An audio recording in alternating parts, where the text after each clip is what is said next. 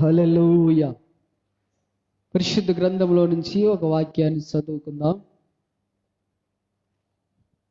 ఇప్పుడు చదివిన వాక్య భాగంలో నుంచి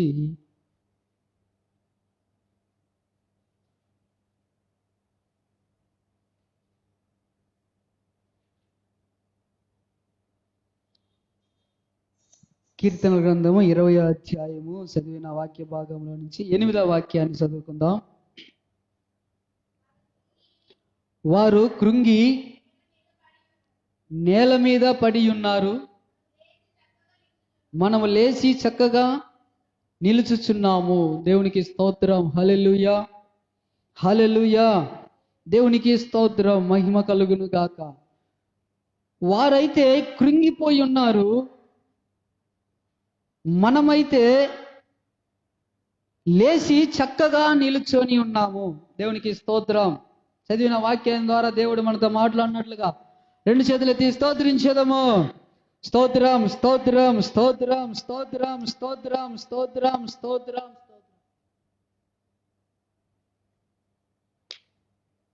దేవునికి స్తోత్రం, మహిమ కలుగును గాక.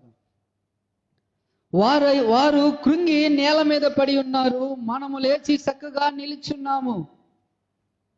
ఎవరైతే దేవుని సముఖంలో నిలబడి దేవుని మాటకు లోబడి ఎవరైతే దేవుని యందు విశ్వాసం ఉంచుతారో, ఎవరైతే దేవుడు నిజముగా సొంత రక్షకునిగా అంగీకరిస్తారో, ఎవరైతే తన్ను తాను తగ్గించుకొని దేవుని వైపు చూస్తూ ఉంటారో వాళ్ళు చక్కగా నిల్చొని ఉన్నారు. కృంగిపోయిన బ్రతుకులో వాళ్ళు లేరు. నేల మీద పడిన జీవితాలుగా వారి జీవితాలు కనిపించట్లా. నేల మీద పడిపోయిన జీవితాలుగా వారి జీవితాలు కనిపించట్లా. అనేక మంది ప్రజలు ఈ దినాన కృంగిపోవటం మనం చూస్తూ ఉన్నాం. అనేక మంది ప్రజలు ఈ దినాన బలహీన పడిపోవటం మనం చూస్తూ ఉన్నాం. ఈ దినాన అనేక మంది కుటుంబాల్లో సమాధానం ఉండకుండా, అనేక మంది కుటుంబాల్లో శాంతి ఉండకుండా, అనేకమైన కుటుంబాలలో కలవరాలు ఉంటూ ఎన్నెన్నో మనం చూస్తూ ఉన్నాం. వారు నేల మీద పడిన వారై, కష్టాలలో కృంగిపోయిన వారై, శ్రమలలో కృంగిపోయిన వారై, ఈ లోక ఆశలలో ఉంటూ ఈ లోకంలో జీవిస్తూ ఉన్న ప్రతి ఒక్క వ్యక్తి నేల మీద కృంగిన వాడుగా కనబడుతూ ఉన్నాడు. మనమైతే అలా కనబడట్లేదు. దేవుని వైపు మనం చూస్తూ, దేవుని చూపిస్తున్న మార్గాల్లో గుండా నడుస్తూ, దేవునికి మన చేతిని అందిస్తూ ఆయన చూపించిన మార్గాలలో గుండా మనం నడుస్తూ ఉన్నాము. కాబట్టి మనం ఎలా ఉన్నామంట? చక్కగా చక్కగా నిలుచొని ఉన్నాము. మన బ్రతుకు దేవుని సన్నిధిలో నిలబడిన వారమై, మన జీవితాలు దేవుని సన్నిధిలో నిలబడిన వారమై, చక్కగా నిలబడిన వారమై, దేవుని ఆత్మ మనల్ని ఎప్పుడైతే ఆవరిస్తా ఉన్నదో, దేవుని ఆత్మకు ఎప్పుడైతే మన జీవితాన్ని, మన ప్రాణాత్మ శరీరాలను అప్పగిస్తామో, అప్పుడు ఏం చేస్తుంటే ఆ ఆత్మ మనల్ని చక్కగా నిలబెడుతుంది. కృంగిపోయిన పరిస్థితులలో మనల్ని నిలబెడుతుంది. మన జీవితాలను చక్కగా నిలబెట్టి దేవుని ఎదుట నిలబెడుతుంది.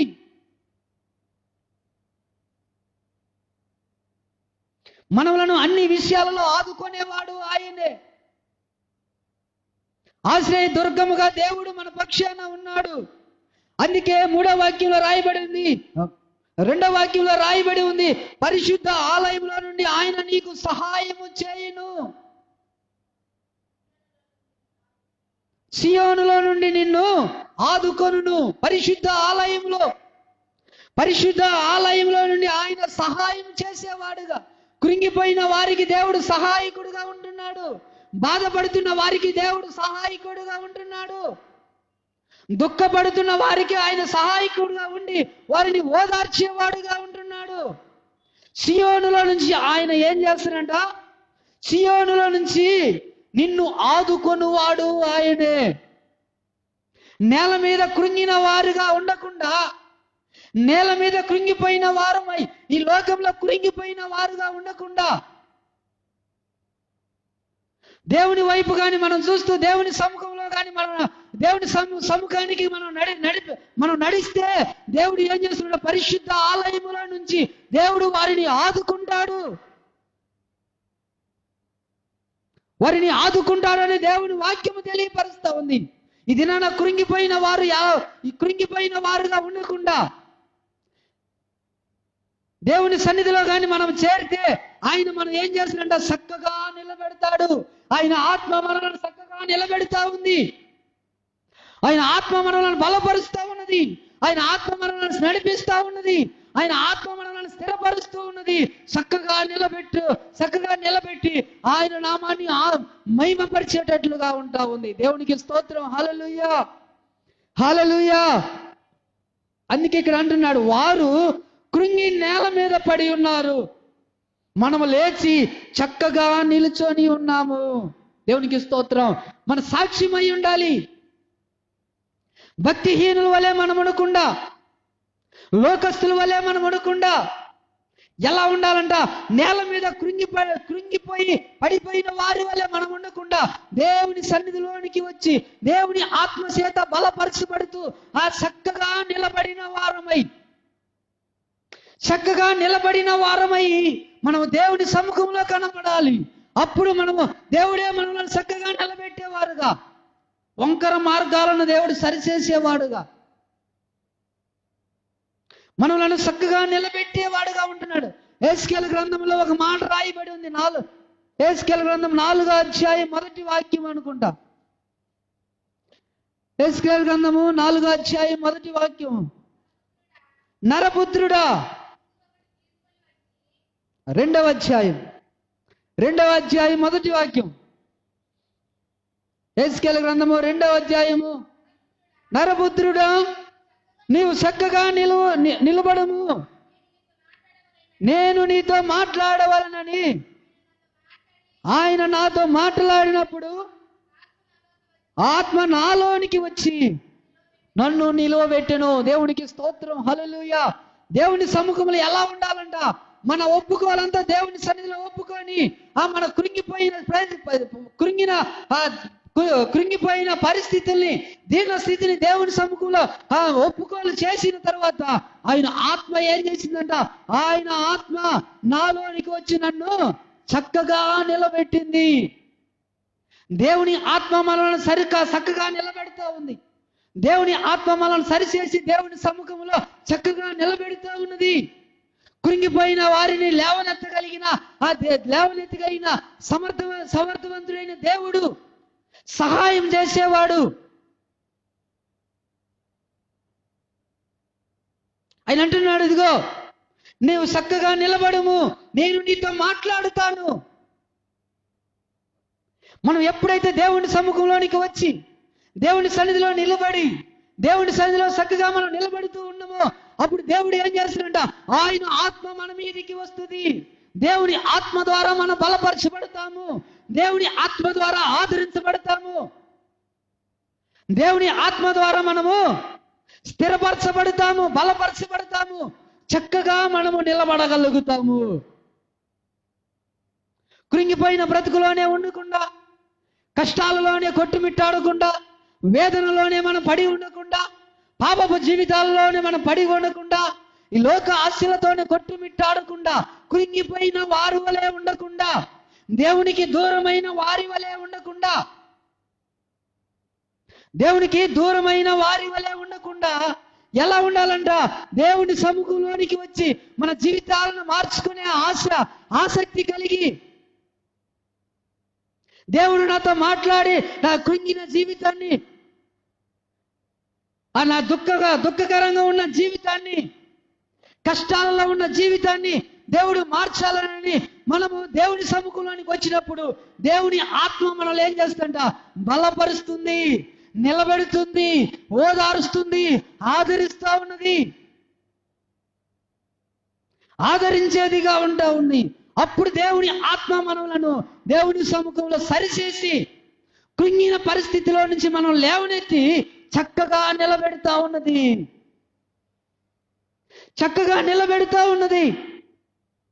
అందుకే ఆయన అంటున్నారు, వారు కృంగి నేల మీద పడి ఉన్నారు, మనము లేచి చక్కగా నిలుచున్నాము.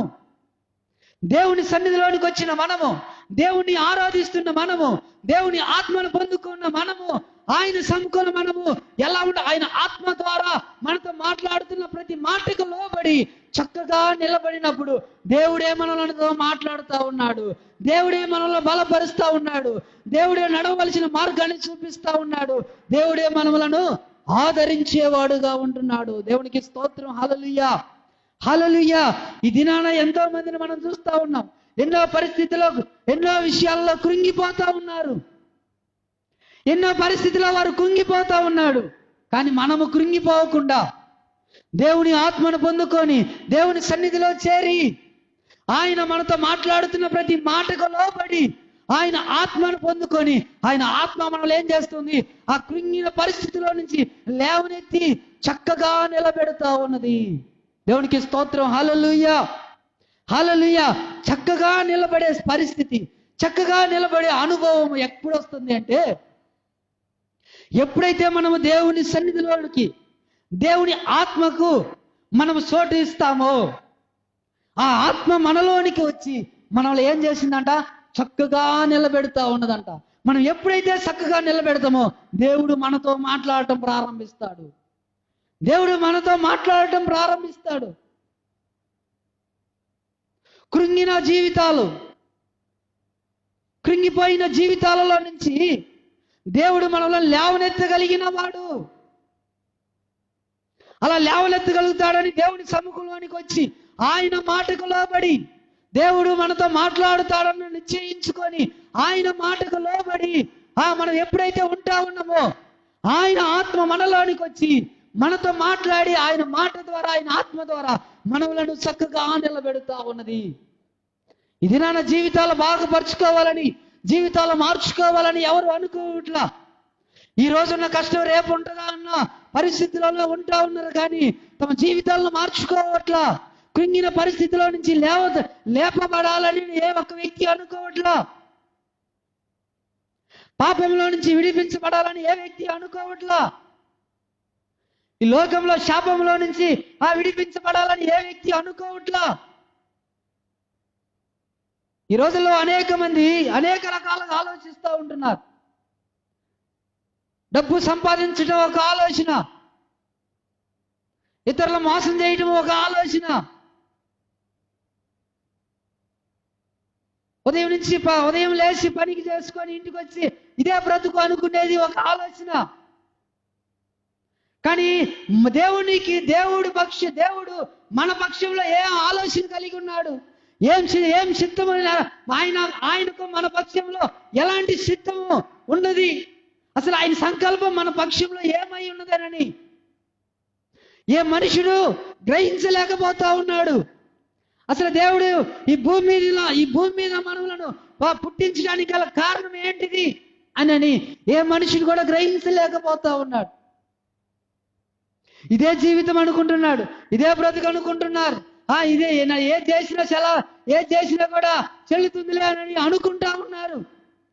దేవుని వాక్యం అంటా ఉన్నది, ఒక దినాన ప్రతిది కూడా లెక్కలోనికి వస్తుంది. మనం మాట్లాడిన ప్రతి మాట లెక్కలోనికి వస్తుంది. మనం చేసిన ప్రతి పని లెక్కలోనికి వస్తుంది. దానికి తగిన ప్రతిఫలం ఖచ్చితంగా మనం అనుభవిస్తాము. అందుకే దినముల చెడ్డవి కనుక సమయాన్ని పోనివ్వకుండా సద్వినియోగం చేసుకొని దేవుని వైపు తిరగాలి, దేవుని మాటకు లోబడాలి, దేవుడు ఉన్నాడని గుర్తించాలి. మనం ఏ పని చేసినప్పటికీ కూడా దేవుని నామాన్ని మహిమపరచినట్లుగా ఉండాలి. అందుకే ఆయన రాయబడి ఉంది, కీర్తనల గ్రంథం 20వ అధ్యాయంలో 4వ వాక్యంలో రాయబడి ఉంది. 4వ వాక్యం ఒకసారి చదవండి. 20వ అధ్యాయము కీర్తనల గ్రంథం 4వ వాక్యం.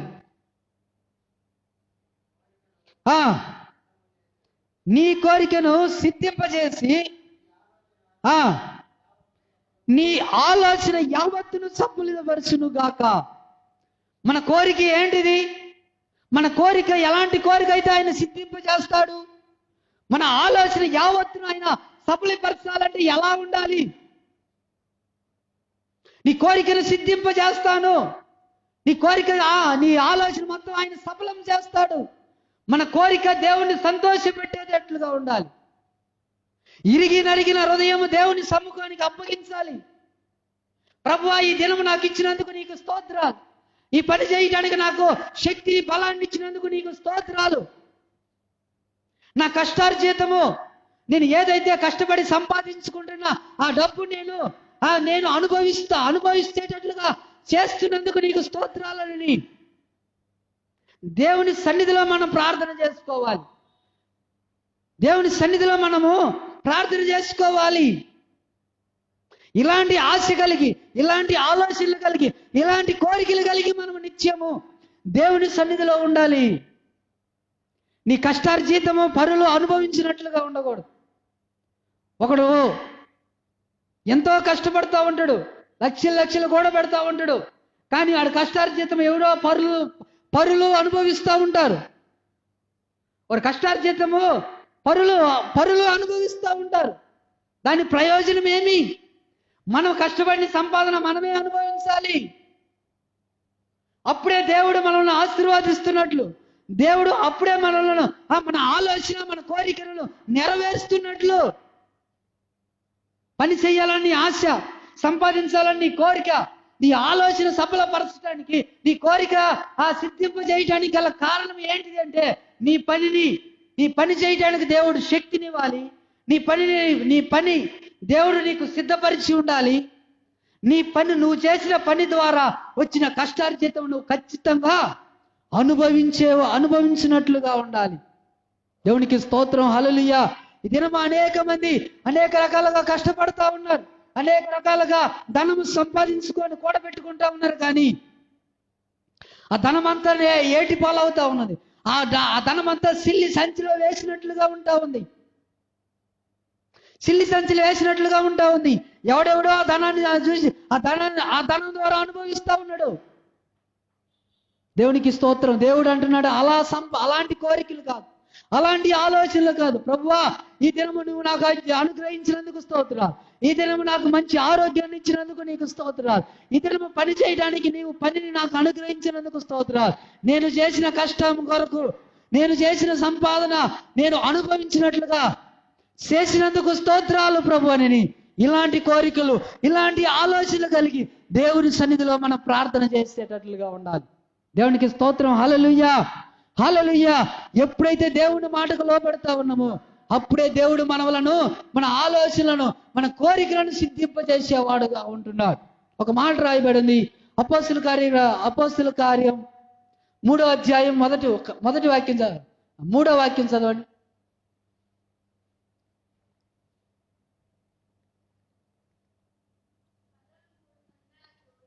3వ వాక్యం, 3వ వాక్యం, అదే 3వ అధ్యాయం 3వ వాక్యం. పేతురు యోహానులు దేవాలయంలోనికి ప్రవేశించినప్పుడు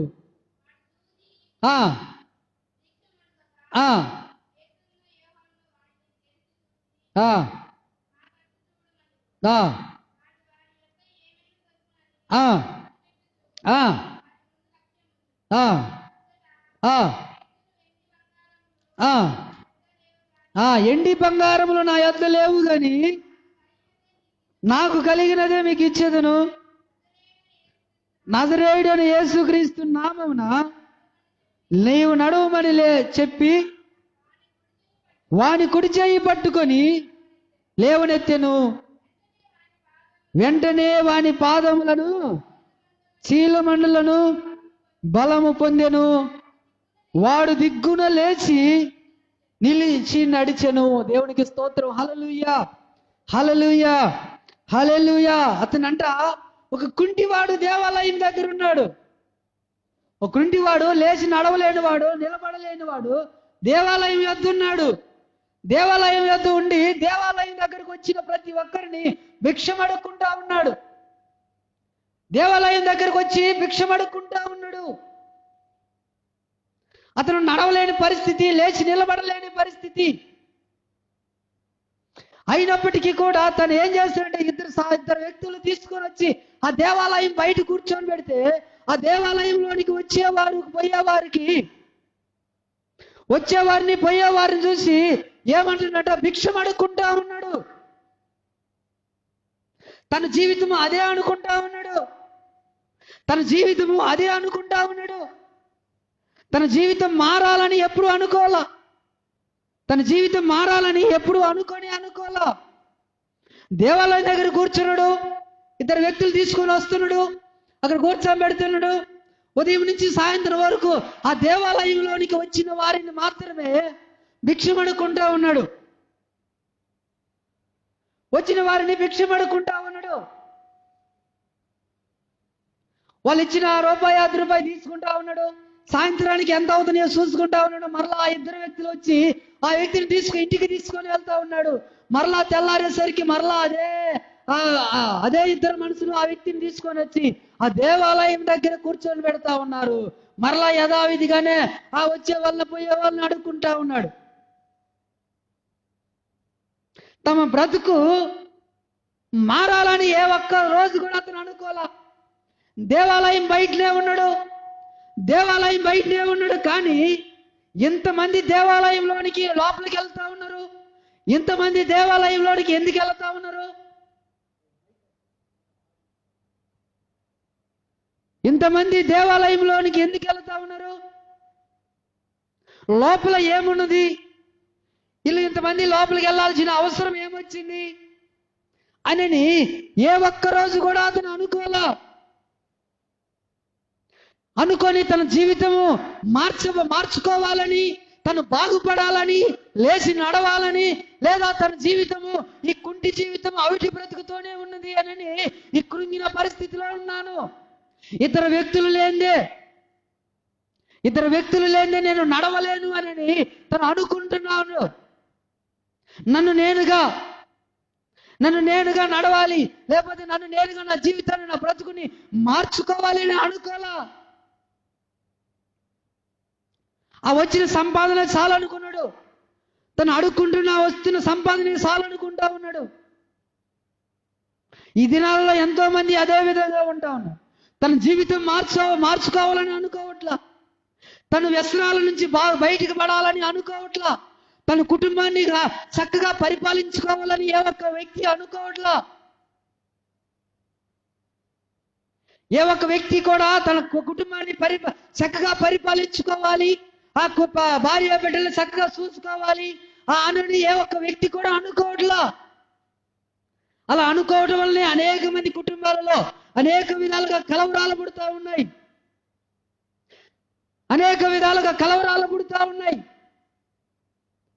మన బ్రతుకు మార్చుకోవాలని ముందు మనము దేవుడు ఉన్నాడు, దేవుడి వైపు చూడాలి, దేవుడు ఆశ్రయం కోరుకోవాలి, దేవుడు ఆదరించేవాడు అనేది మనము దేవుని యొద్దకు రావాలి.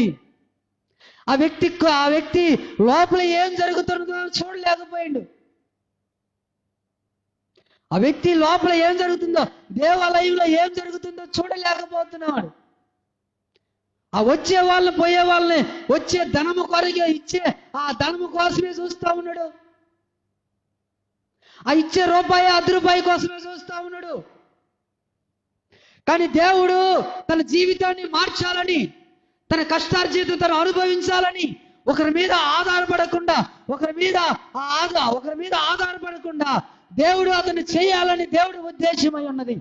కానీ దేవుడికి మాత్రం తన జీవితాన్ని అప్పగించలేకపోతున్నాడు మానవుడి దినాన దేవునికి మాత్రం తన జీవితాన్ని అప్పగించుకోలేకపోతా ఉన్నాడు.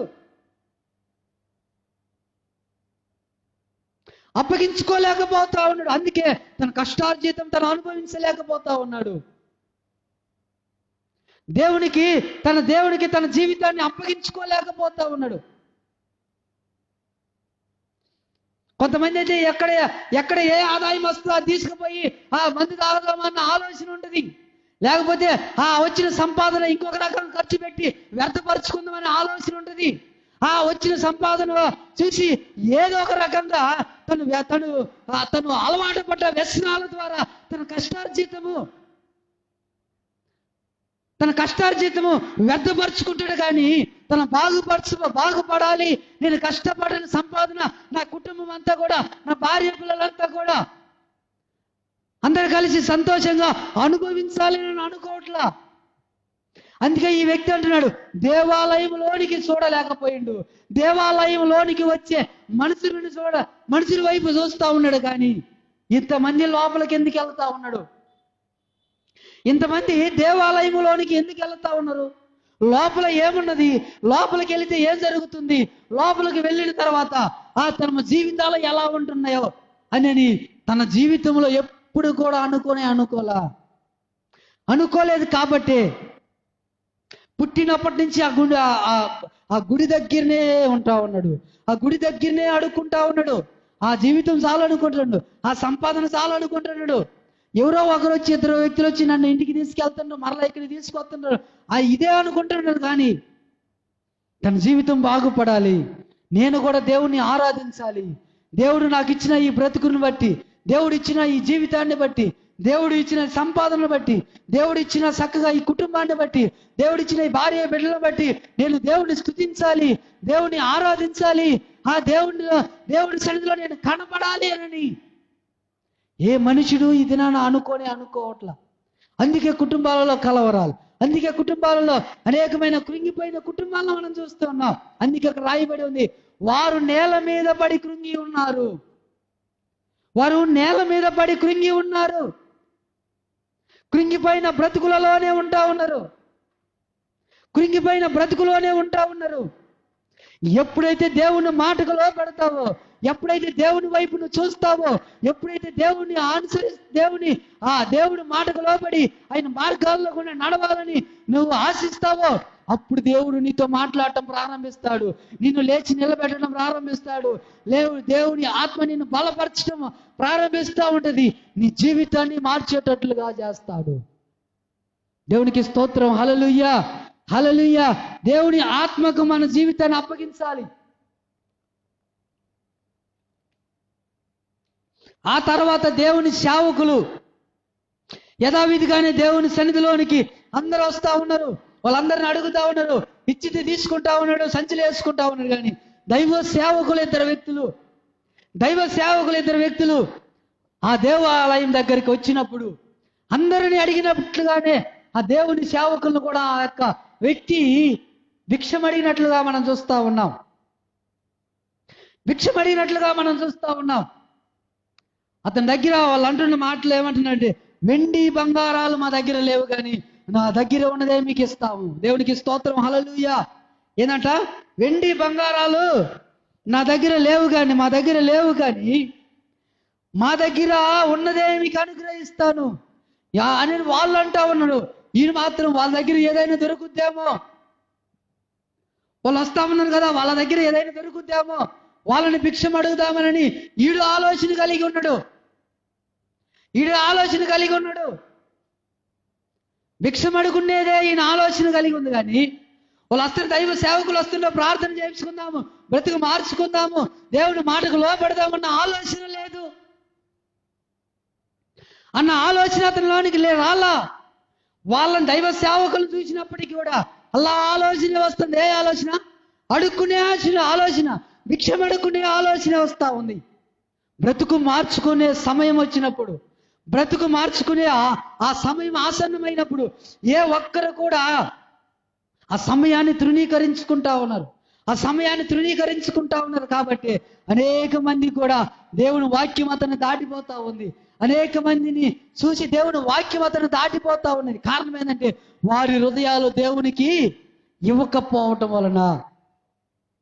వాళ్ళ దగ్గర ఏదైనా దొరుకుతుందేమోనని చూసినప్పుడు, వెండి బంగారాలు మా దగ్గర లేవు, కానీ మా దగ్గర ఉన్నదే మేము మీకు ఇస్తాను అని అన్నప్పుడు తర్వాత వాళ్ళు ఏమంటున్నాడు? వాని కుడి చేయి పట్టుకొని లేవనెత్తెను, వెంటనే వాని పాదములను శీలమండములను బలము పొందెను. దేవునికి స్తోత్రం. హల్లెలూయా. నడవలేని పరిస్థితిలో ఉన్న వ్యక్తి, కూర్చొని లేవలేని ఉన్న ఆ వ్యక్తి పరిస్థితి ఎలా ఉన్నదంటే, లేచి నడవటం ప్రారంభించిండు. అంటే దాని అర్థం ఏంటంటే, మన కృంగిన జీవితం, మన పాపపు జీవితం, మన వ్యసనాలకు బానిసైన జీవితము దేవుని వాక్యానికి అప్పగించబడిన తర్వాత జీవితం మార్పు చెందటం ప్రారంభించింది. బ్రతుకంటే ఇది కాదు, ఇలా ఉండాలి అని చూపించేటట్లుగా దేవుని వాక్యము వారి వారి వారితో ఉన్న దేవుని వాక్యము అతని యొద్దకు వెళ్ళి ఎలా ఉందంట, దేవుని ఆ వ్యక్తిని ఆరాధించేటట్లుగా చేసింది. దేవుని వాక్యం ఆ వ్యక్తిని బలపరచడం ప్రారంభించింది, నడిపించడం ప్రారంభించింది, తన శీల మండలను బలపరిచేటట్లుగా చేసింది. తర్వాత 8వ వాక్యం రాయబడింది, వాడు దిగ్గున లేచి నడిచెను, నడుచుచు గంతులు వేయిచు దేవుని స్తుతించుచు వారితో కూడా దేవాలయంలోనికి వెళ్ళెను. దేవునికి స్తోత్రం, హల్లెలూయా. ఏందంట, ఎప్పుడు కూడా దేవాలయంలోనికి వాడు వెళ్ళాల, ఎప్పుడు కూడా వాడు లేచి నడుద్దామని వాడు అనుకోవట్లా, ఎప్పుడు కూడా వాడు దేవాలయంలోనికి వెళ్ళి దేవుణ్ణి ఆరాధించలా. ఎప్పుడైతే దేవుని మాటకు లోబడ్డాడో, దేవుని సేవకుని చూసి ఆ దేవుని మాటకు లోబడ్డాడో, అప్పుడు వాడి జీవితము మార్పు చెందటం ప్రారంభించింది. వాడు కృంగి నేల మీద పడి ఉన్న వాడి జీవితము లేచి నడవటం ప్రారంభించింది. వాడు నడవటమే కాదు, లేచి గంతులు వేస్తా ఉన్నాడు. గంతులు వేయటమే కాదు, దేవుని ఆలయంలోనికి వచ్చి వాడు ఏం చేసినట్ట, దేవుని గంతులు వేస్తూ దేవుని మహిమపరుస్తా ఉన్నాడు, దేవుని ఆరాధిస్తా ఉన్నాడు, దేవుని స్తుతిస్తా ఉన్నాడు, దేవుని స్తుతిస్తా ఉన్నాడు. వీడిని చూసి దేవాలయంలో ఉన్న వారందరికీ, దేవాలయంలోనికి పోయిన వారందరికీ ఆశ్చర్యం. దేవుడు అదిగో ద్వారం దగ్గర కూర్చున్న ఆ భిక్షగాడు వీడే కదా, ద్వారం దగ్గర కూర్చున్న భిక్షగాడు వీడేమో కదా, ఈడు నడవలేని వాడు కదా, ఈడు బలం లేని వాడు కదా, ఎవరో ఒకరి సహాయం లేకపోతే కానీ ఈడు లేచి నడవలేడు కదా, ఈడు ఇప్పుడు లేస్తా ఉన్నాడు, గంతులు వేస్తా ఉన్నాడు, నడుస్తా ఉన్నాడు, ఆరాధన చేస్తా, దేవుని సన్నిధిలోనికి వచ్చి ఆరాధన చేస్తా ఉన్నాడని ఏం చేస్తున్నాడు, వాడికి ఆశ్చర్యం వేసింది. వాడిని చూసి ఏముందంట, ఆశ్చర్యం కలిగింది వాడికి. మన జీవితము ఆశ్చర్యకరంగా మార్చేవాడు దేవుడు, మన జీవితము ఆశ్చర్యకరంగా మార్చేవాడు దేవుడు, ఆశ్చర్యకరంగా మార్చేవాడు. ఎప్పుడు రోడ్లేమిటి, బంకులేమిటి, ఎక్కడంటే అక్కడ పడి తిరిగే నిన్ను దేవుడు నీ మార్గాన్ని సరిచేసి, నీ ఆలోచన సఫలం చేసి, నీ కోరికలను సిద్ధింపజేసి, నీ కుటుంబాన్ని దేవుని ఆత్మతో నింపుకొని దేవుని సన్నిధిలో నీ కుటుంబం కనపడుతూ ఉంటే నువ్వు ఎక్కడ కనపడవు, ఎక్కడ కూడా నువ్వు కనపడవు. ఏ చెడు ఆలోచనలు కూడా నీ దరిదాపులో కూడా నీకు రావు. చెడు వ్యసనాలకు నువ్వు బానిస కావు. నీ కష్టార్జితము వ్యర్థమైన దానికి ఖర్చు పెట్టవు. కృంగిన పరిస్థితిలో నుంచి నిన్ను లేవనెత్తగలిగిన వాడు దేవుడే అని నువ్వు కృంగిపోవు, బాధపడవు. కష్టాలు వచ్చినప్పుడు దేవుడే ఉన్నాడు, నన్ను ఓదార్చేవాడు, నన్ను బలపరిచేవాడని ధైర్యంతో దేవుని సమ్ముఖంలోనికి, ఆయన కృపాసనం ఎద్దకు నువ్వు వస్తావు, నువ్వు చక్కగా నిలబడతావు, దేవుని ఆరాధిస్తావు, ఇతరులకు నువ్వు ఆశ్చర్యకరంగా మార్చబడతావు, ఇతరులకి నీవు ఆశ్చర్యకరంగా మార్చబడతావు. నీ జీవితం ఒక ఆశ్చర్యకరంగా మార్చబడతా ఉంటుంది. మొన్న వరకు వాళ్ళేమిటి సహవాసాలు తిరిగిన నీవు ఇప్పుడు నీ సహవాసాలు మార్చి దేవుడిలోనికి వచ్చిన తర్వాత నీ సహవాసాలు దేవుడు తీసివేసి, చెడు సహవాసాలు తీసివేసి మంచి సహవాసాలతో నువ్వు తిరుగుతూ ఉంటే ఇతరులు నిన్ను చూసి ఆశ్చర్యం. వ్యసనాల నుంచి నువ్వు విడిపించబడిన తర్వాత నీ కుటుంబాన్ని నువ్వు చక్కగా పరిపాలించుకుంటుంటే నిన్ను చూసి ఇతరులకి ఆశ్చర్యం. నీ భార్య బిడ్డలు నిన్ను చూసి సంతోషిస్తుంటే ఇతరులు, నీ భార్య బిడ్డలు నిన్ను చూసి సంతోషం, ఇతరులు నిన్ను చూసి ఆశ్చర్యం. నీ కుటుంబం ఇతరులకి మాదిరికరంగా దేవుడు ఉంచేవాడుగా ఉంటున్నాడు. ఎప్పుడు అంటే ఆయన సన్నిధిలోనికి వచ్చినప్పుడు, ఆయన మాటకు లోబడినప్పుడు, కృంగిన పరిస్థితిలో దేవుడు ఆదరిస్తాడని దేవుని ఆలయంలోనికి వచ్చినప్పుడు, కృంగిన పరిస్థితిని, చెడిపోయిన జీవితాలను, పాపపు జీవితాలను, వ్యసనాలతో కొట్టుమిట్టాడుతున్న జీవితాలను, కష్టార్జితం అనుభవించలేని జీవితాలను దేవుడు వాటి నుంచి విడిపిస్తాడని విశ్వాసముతో నమ్మినప్పుడు, వాటన్నిటి నుంచి విడిపించగలిగిన శక్తివంతమైన దేవుడని ఆయన మీద విశ్వాసం ఉంచినప్పుడు,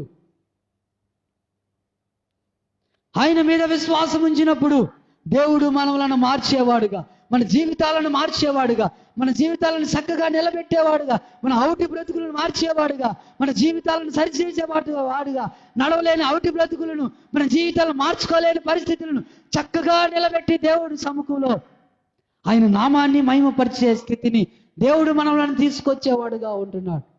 దేవునికి స్తోత్రం. హల్లెలూయా, హల్లెలూయా, హల్లెలూయా. మన జీవితాలు ఎలా ఉన్నాయి అంట? ఎలా ఉంటున్నాయి? కృంగిపోయిన జీవితాలుగా దేవుడు మన జీవితాలు ఉండట్లా. కృంగి నేల మీద పడిన జీవితాలు పడే దేవుడు మన జీవితాలను ఉంచట్లా. వారు భక్తిహీనులు కృంగి నేల మీద పడి ఉన్నారు. నా జీవితాన్ని దేవునికి అప్పగించాను. నేను పరిశుద్ధాల ఆలయంలో దేవుని సన్నిధిలో ఆరాధన చేస్తా ఉన్నాను, కానీ నేను పడిపోను, నేను కృంగిపోను, నేను నిలబడి ఉన్నాను. వారు కృంగి నేల మీద పడి ఉన్నారు, నేనైతే చక్కగా నిలబడి ఉన్నాను, చక్కగా నిలబడి ఉన్నాను. కాబట్టి ఆయన ఆత్మ నాలోనికి వచ్చి నాతో మాట్లాడి నన్ను చక్కగా నిలబెట్టింది. కాబట్టి ఇది నాన్న దేవుని సన్నిధిలో, దేవుని సముఖంలోనికి వచ్చి ఆరాధన చేస్తా ఉన్నాను. దేవుని సన్నిధిలో ఆ ప్రాణాత్మ శరీరాన్ని సమర్పించుకొని నా జీవితాన్ని మార్చుకున్నాను. నా కుంటి బ్రతుకును మార్చుకున్నాను, నా అవిటి బ్రతుకును మార్చుకున్నాను, నా పాపపు జీవితాన్ని మార్చుకున్నాను, నా వ్యసనాలను మార్చుకున్నాను, నా అలవాట్లను మార్చుకున్నాను, నా సహవాసాలను మార్చుకొని ఇప్పుడు దేవుని సముఖంలోనికి వచ్చి ఆయన వాక్యం నన్ను సరిచేసింది, చక్కగా నిలబెట్టి దేవుని సన్నిధిలో ఆయనను మాత్రమే ఆరాధించేటట్లుగా, ఆయనను మాత్రమే ఆరాధన చేసేవారుగా దేవుడులను మనం ఉంచేవాడుగా ఉంటున్నాడు. చివరికి ఒక వాక్యం చదవండి, అదే కీర్తనల గ్రంథం 20వ అధ్యాయం 9వ వాక్యం.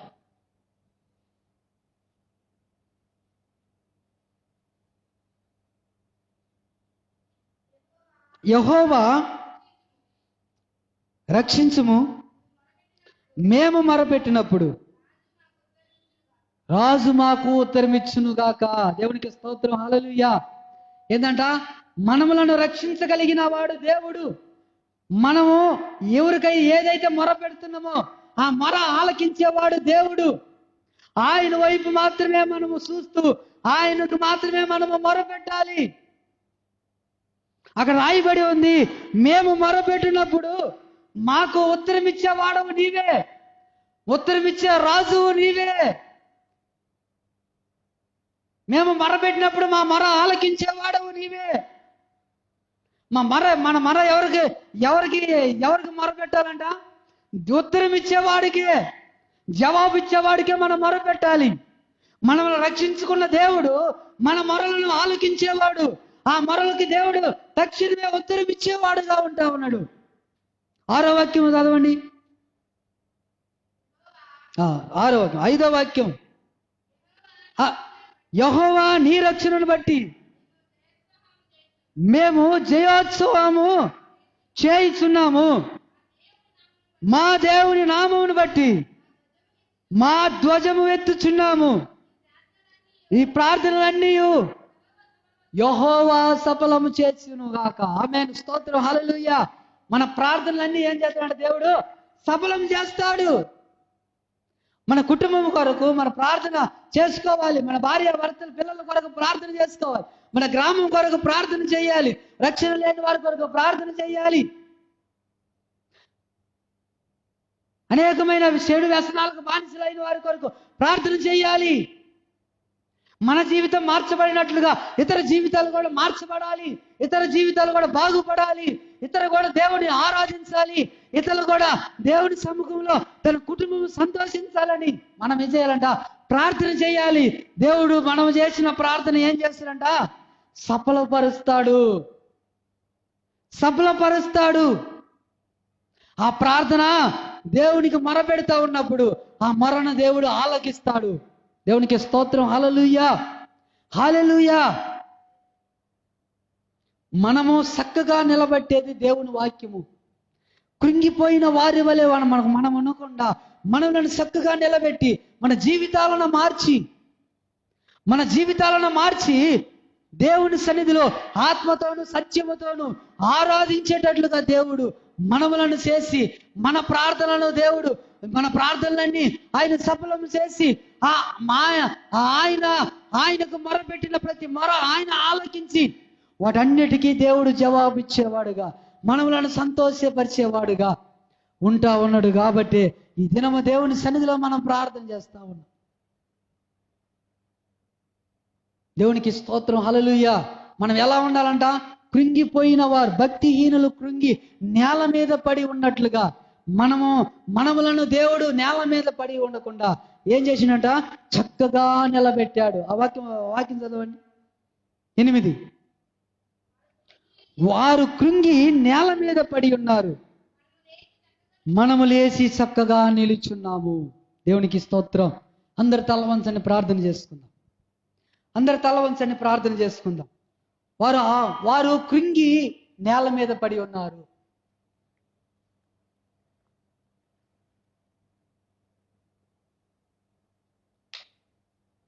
వారు కృంగి నేల మీద పడి ఉన్నారు, మనమైతే చక్కగా నిలుచున్నాం.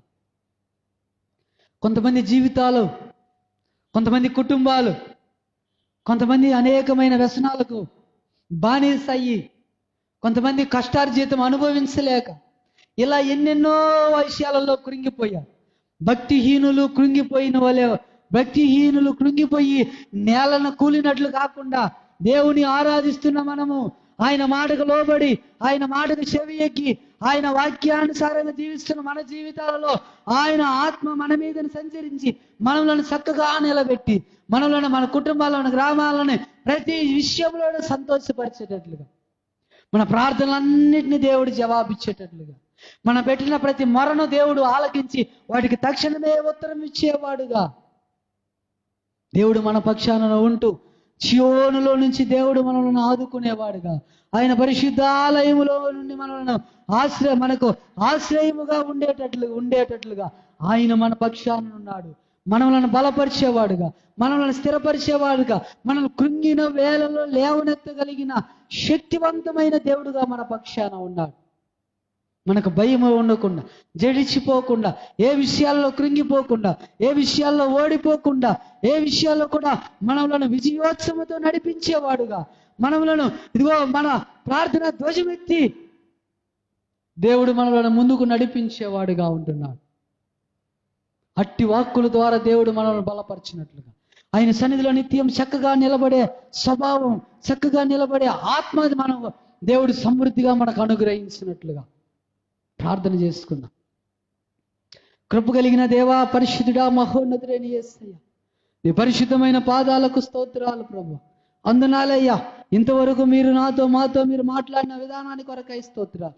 భక్తిహీనులు కృంగి నేల మీద పడి ఉన్నారు, మిమ్మల్ని ఆరాధిస్తున్న ప్రజలైతే ఇదిగో చక్కగా నిలబడి ఉన్నారని మీరు మాట్లాడారయ్యా. యేసుకేలు భక్తుడితో మీరు మాట్లాడారు, నీవు చక్కగా నిలబడు, నేను నీతో మాట్లాడుతాను. అప్పుడు అదిగో చక్కగా నిలబడిన మా జీవితాలలో మీ ఆత్మ మా మీదకి వచ్చి ఇదిగో మాతో మాట్లాడి మమ్మల్ని చక్కగా నిలబెట్టారు.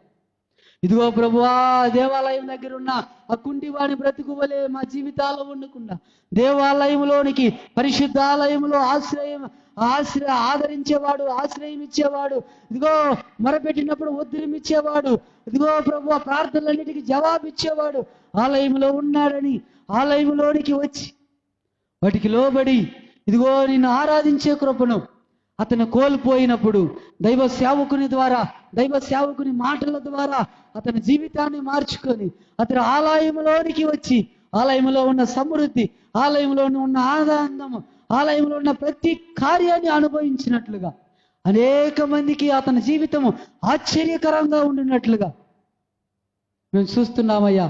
మా జీవితాలు కూడా ఈ లోకంలో ఆ విధంగా మీరు మార్చమని ప్రార్థిస్తున్నాం. మా జీవితాలు మీరు మార్చండి, మా కుటుంబాలు మీరు మార్చండి, మా జీవితాల్లో ఇదిగో ప్రభువా మీకు మీ ఆత్మ ద్వారా కట్టబడినట్లుగా, మీ వాక్యం ద్వారా సరిచేసి నిలబెట్టినట్లుగా సహాయం చేయండి. ఇదిగో ఇంతవరకు మీరు ఉన్నందుకు మీకు స్తోత్రం. ఈ పునరుద్ధానపు ఆరాధన మీరు ఆశీర్వాదకరంగా మీరు మార్చినందుకు స్తోత్రం. ప్రారంభం నుంచి అంతవరకు మీరు తోడుగా ఉండి మహిమకరంగా క్రమంగా మీరు జరిగించినందుకు మీకు స్తోత్రాలు చెల్లిస్తూ వచ్చిన బిడ్డలు మీరు ఆశీర్వాదించండి ప్రభువా. స్తోత్రాలు. వారి హృదయాల్లో మాటలు ఫలించినట్లుగా సహాయం చేయమని ప్రార్థిస్తూ యేసయ్య పరిశుద్ధ నామములో అడుగుచున్నాము తండ్రి. ఆమేన్, ఆమేన్, ఆమేన్. మన తండ్రి అయిన దేవుని ప్రేమ, కుమారుడైన యేసు క్రీస్తు కృప, పరిశుద్ధాత్మ సన్నిధి సహవాసం ఇప్పుడు ఎల్లప్పుడు సదాకాలం ఇదిగో ఇక్కడ చేరిన ప్రతి ఒక్క బిడ్డకును, ఇదిగో ఈ గ్రామంలో ఉంటున్న ప్రతి ఒక్క బిడ్డకి, ప్రతి ఒక్క కుటుంబానికి, సకల కోటి పరిశుద్ధులకును సదాకాలము తోడై ఉండి నడిపించునుగాక. ఆమేన్, ఆమేన్. హల్లెలూయా, హల్లెలూయా, హల్లెలూయా, హల్లెలూయా. అందరికీ వందనాలు. దేవునికి స్తోత్రం.